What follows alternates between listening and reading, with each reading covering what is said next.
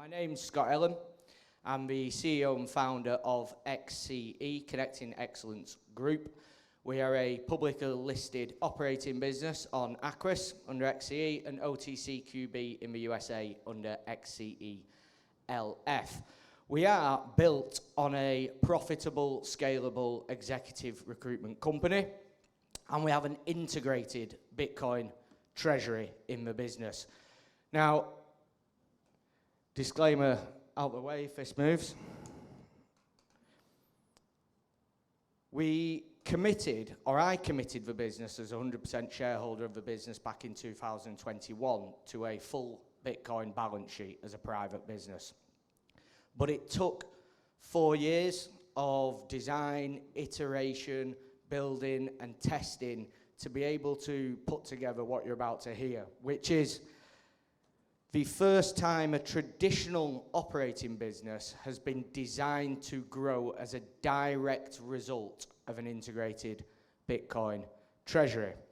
But before I go into the mechanics of how the operating business grows as a result of a Bitcoin treasury, I'll just talk you through the story so you've got some context.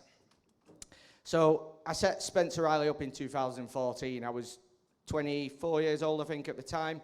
And I was just a good recruitment consultant, and I'll talk you through what that means in a moment. But it's a low capital, high margin industry where effectively you need a phone, you need a laptop back in those days, and you need the confidence, the skill set to be able to find candidates and place them with clients. So it's quite a low barrier to entry. So I set the business up, and 2016 discovered Bitcoin, and 3 things stood out to me on a personal level about Bitcoin. The 21 million hard cap is the first time in human history there has ever been a mathematically scarce asset. The unconfiscatability of Bitcoin means it's the first time in human history there's been a property you can truly own that cannot be taken from you. And then the transportability is again the first time in human history that you've been able to move any amount of wealth from Ireland to Australia within a 30-minute period and have settlement. Those 3 aspects, when combined, are probably infinitely valuable. But if Bitcoin stayed the same price it was today for the rest of time and was linked to index-linked inflation, it would still be an incredibly valuable tool to hold. So in my personal life, I've adopted Bitcoin, and I'm going through that journey from 16 to 20. But in the business, I'm building a cash reserve to protect the staff and the business going forward. And we get to 2020, and I moved the office into Leeds in the UK. So we work internationally, but Leeds is actually an epicenter for executive recruitment. There's hundreds of international exec recruiters in Leeds, and I wanted to be in the middle of that talent. The week after we moved into a new office, with a 12-month free rent agreed, we had the lockdowns on the Friday or the Monday. And I remember sitting there and thinking, this is the greatest opportunity I could have been given as a business owner. I've just agreed 12 months of free rent. We've got staff in the business who I can cover their salaries for the 8 weeks this is going to last. And I've got 40 businesses around me with 50 staff, 30 staff, significant rental costs, and I'm going to be able to attract their talent into this business and grow this business. And within a couple of weeks, the governments around the world, not just in the UK where I was, decided to double the money supply and pay people to stay at home and do nothing. So as a Bitcoiner from 16 to 20, the alarm bell went off that we're about to enter a period of managed hyperinflation, in my opinion. So I committed the business to a Bitcoin balance sheet in 21. You'll all remember probably what happened after that if you were buying at the time, but the Bitcoin price went down about 80% in the following years, and we managed to drive our revenues up 37% compound annual growth rate year on year, completely uncorrelated to the Bitcoin. And over that period of time, the challenge for me was, how do I allow the Bitcoin to help the staff in their careers, give them support in their careers? How do I use the Bitcoin to drive the operating business? And I went on a journey where, after Andrew actually listed in 2025, that opportunity wasn't there for me up until that point. But as they cut through the regulatory landscape in the UK and proved you would be able to do that, I decided it was time for me to take that move and design the business as we have. Reason I didn't do it before is I think if we'd have tried and not got there, it would have cost a lot of the staff in the office and in the business a lot of time and energy and put them at risk. So we had the opportunity in 2026, we became the listed Bitcoin-powered exec recruitment firm. But before I go into how the mechanics work, just a little bit of covering how executive recruitment works. So it's capital light, it's high margin, it's people-based. You place a candidate, which means if you've got nothing on your desk and you're a new recruitment consultant, you would find a vice president of sales working for a contract cleaning company. And you would speak to the CEO and managing director of every other contract cleaning company and say, I have a vice president of sales and they're generating £50 million a year. Would you like to see them? Yes. They interview them, they hire them, you get a fee. It's obviously a little bit more complicated than that because of the human emotion involved. And the other way around is that client who you've placed that person with says, I'd like a vice president of operations, Scott. Can you find me one of those? And then you're into headhunting and you're speaking to everyone who could be right until you find the right candidate and you make the placement. Now, the asset for recruitment companies is the one recruiter at their desk generating that revenue. It's their network, it's their billings. They are a naturally self-sovereign employee of a firm.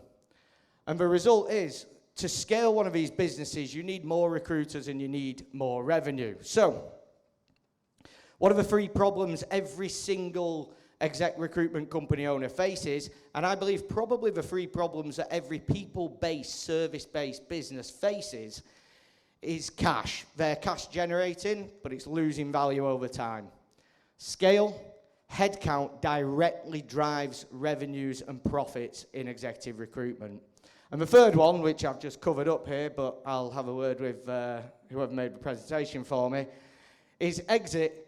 No exit available. Not that there is one available. And the reason there's not one available is the assets are the people, and the people are capable of walking out the door.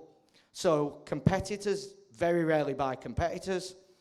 Private equity very rarely buy exec recruitment firms, and when they do, it's the last time they usually buy one because they tend to join a business like ours where you can meet the owner and say, hey, I'd like to do this on a Thursday and pick up my child, and can I tap this market where there's an opportunity? So they get a bit more freedom in the private businesses. So private equity don't buy them, competitors don't buy them, and the owners typically spend their entire career working in their own business only to self-fund a management buyout.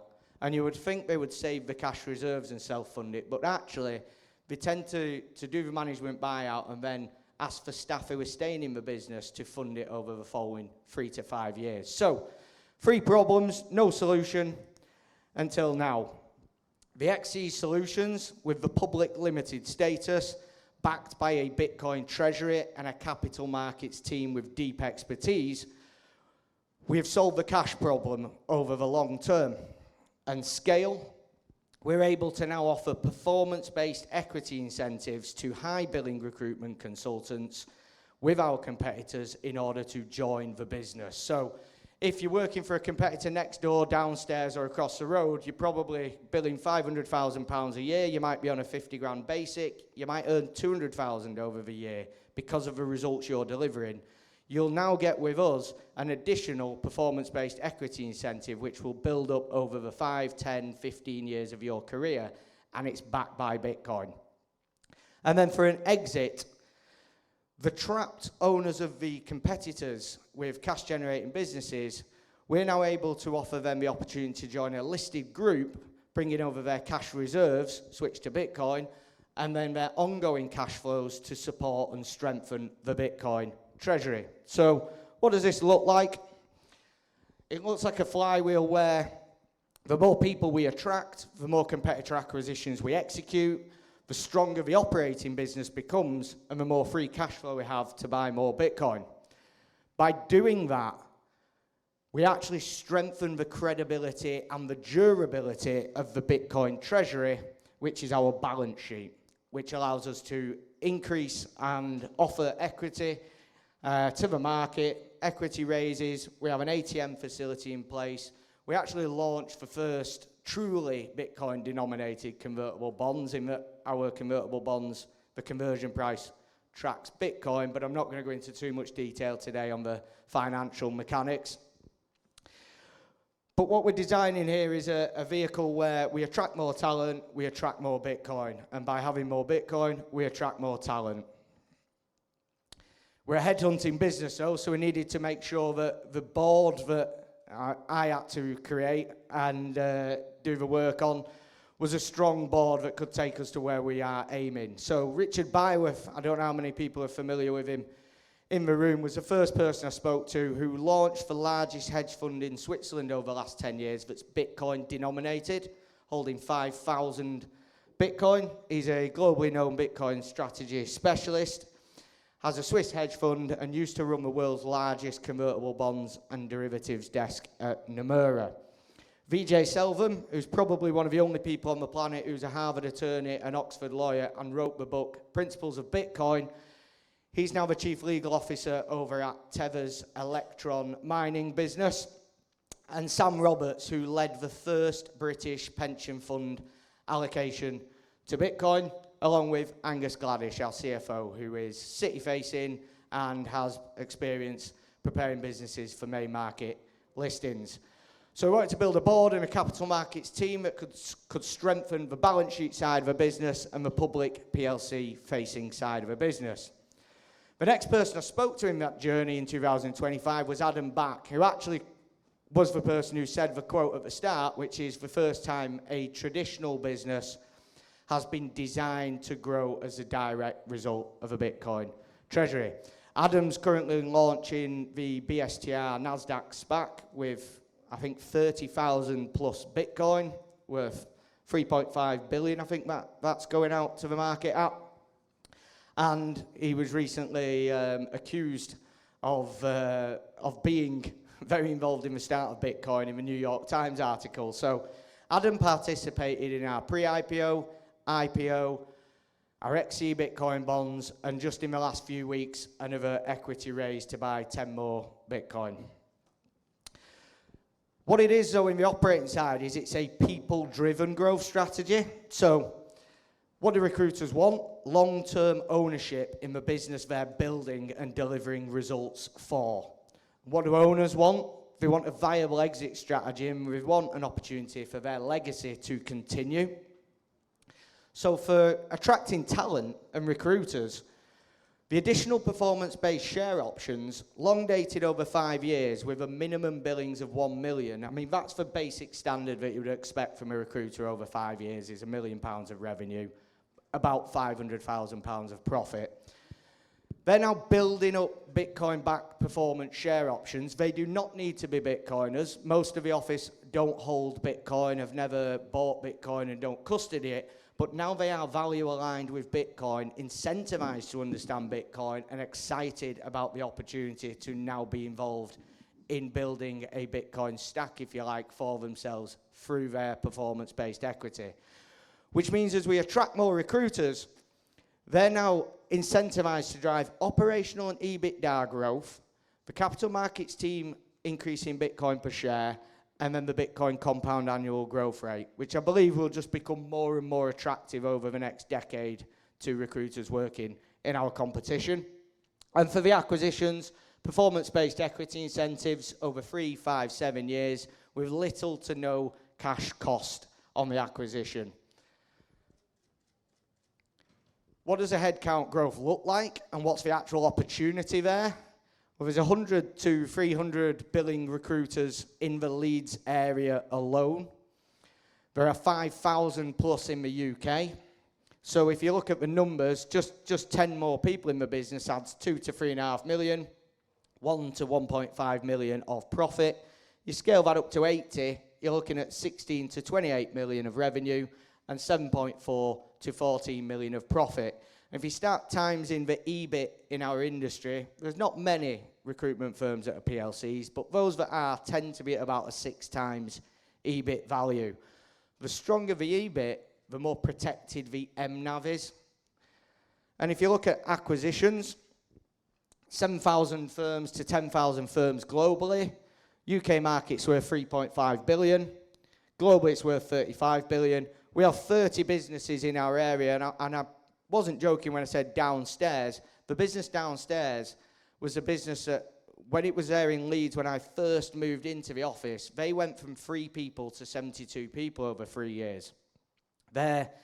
One of their senior leaderships joined our business as a Chief Performance and Growth Officer, having developed their headcount and also managed 120 satellite offices worldwide in a global franchise network. So they happen to be a Bitcoiner and happen to be a MicroStrategy investor. So we're already attracting talent that we wouldn't usually be able to attract from our competitors to deliver that growth strategy. And the reason I'm telling you this is, with people-based businesses, there's an opportunity for all of you to consider how you can use Bitcoin in your business or in the business you're working in to drive that growth. Bitcoin adoption is people-driven, and there's got to be a person in the business who is a Bitcoiner before the business will adopt Bitcoin. The businesses, once they've adopted Bitcoin, every employee becomes aligned with Bitcoin, more interested in Bitcoin, and more exposed to Bitcoin. And that network of that business, the businesses that supply that business, and the business that business actually serves, they also become aware and, by osmosis, gain an understanding of Bitcoin. So we want to compound the Bitcoin business growth rate. The stronger the network of people in business, the faster Bitcoin adoption happens. Network effects in recruitment. Now, I've kept off slides that I would usually present that have got numbers on them in this from an MNAV perspective, but we're at a 2 times MNAV, and we've done the 450%, I think, circa Bitcoin per share growth since the IPO recently. But what really matters is, in the office, the recruiters are sovereign people at their desk. Their performance dictates what pay they earn every year. They know what each other are billing. They know when someone's having a bad year. They know when someone's having a good year. You definitely know when someone's having a good year in our office. But the network they have is their asset. They're now being excited and driven by the ability to earn Bitcoin-related share incentives, but their clients are influential people. We place senior level directors around the world. 70% of our revenue is overseas. PwC, Deloitte, some of the world's biggest business consultancy firms, and also small to medium enterprises. So when we're speaking to clients, it's usually one of the most important decisions they make in a year. The trust is high, the amount of detail we go into is high, and a lot of these are not aware we've got Bitcoin on the balance sheet, but as they become aware over the years, they will start inquiring with us about how our strategy is working. And the candidates we work with are the most important people in the process. If you can imagine a candidate moving from one role to another role, it's often the most important decision they make in their decade. And the trust has got to be high.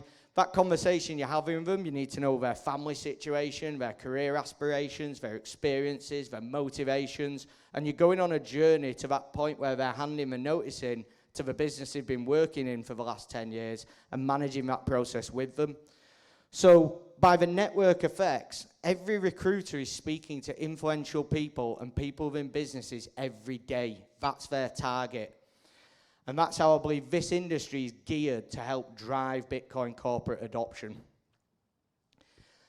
And the message to those business owners, which I'll move across, the message to those business owners that we're speaking to is Bitcoin today on the balance sheet and accepting it is actually, the risk isn't doing that. The risk is not doing that.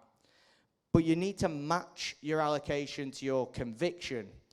If the CEO of the business has a 1% conviction in Bitcoin or a 5% conviction in Bitcoin, then match accordingly with the free cash flows for that month and the month after, and just begin to understand it.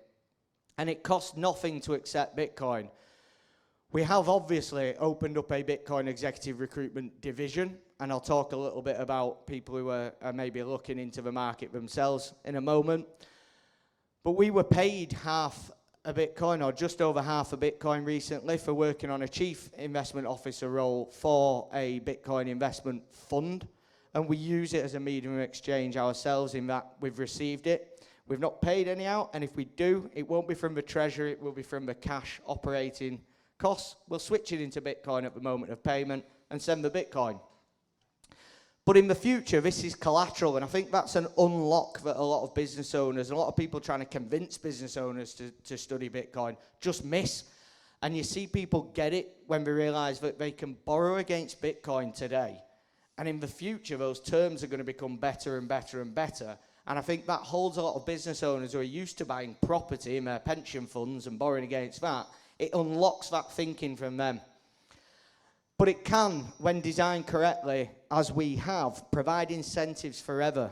If you've been in our business for 10 years building up performance-based equity that's backed by Bitcoin, it's going to be difficult for a competitor to speak to that individual and convince them to leave the business and go and join them. So integrating Bitcoin balance sheets into traditional businesses, especially people-based, I believe can disrupt every industry. Think about the accountancy firm that holds 500 Bitcoin, how much easier it's going to be for them to attract the best accountants into the business and buy competing accountancy firms. And then the law firm that's got 1,000 Bitcoin is going to dominate within the law space. So if there's anybody sat there who's not a business owner who's thinking, well, I'd like to consider moving into Bitcoin, traditional candidates into Bitcoin roles, number one is proof of work. So wherever you are in your current company, go and have that conversation with your company and try and ensure that they understand it and see whether they will consider adopting it. Because the worst case scenario is they ignore you for the next few years and you'll look right anyway. If you do want to make a move, have a conversation with XCE, but just understand that your experience needs to align with the role you're going into. And on that note, I would say hodl and make the right move, not a fast move. So I'll wrap up for you, but the opportunity that we have here is a business that's designed that every capital raise we execute increases Bitcoin, increases revenue, increases EBITDA, but also increases Bitcoin adoption. We speak to senior leaders around the world on a day-to-day basis, and there is a unique opportunity in executive recruitment to drive the message of Bitcoin with every single senior leader of every market, in every business, in every jurisdiction. So, thank you for listening, and I hope you join XCE on that journey.